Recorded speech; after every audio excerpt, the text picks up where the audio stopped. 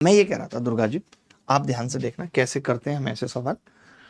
मैंने ये कहा कि 123 के पहले फैक्टर करो आप, क्या होंगे 3 गुणा 41, इससे भाग करने पे रिमाइंडर पूछा है या नहीं?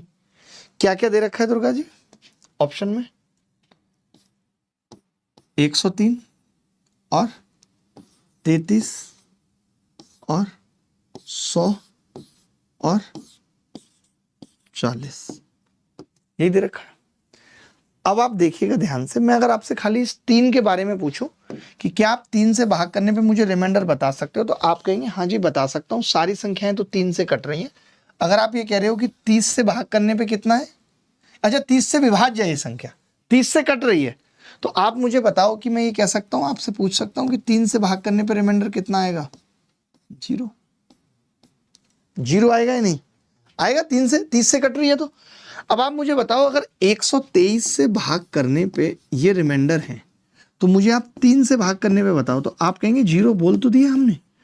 तो आप मुझे बताइए इसमें कौन सा ऑप्शन है जिसमें 3 से भाग करने पे 0 आ रहा है? कोई भी नहीं है।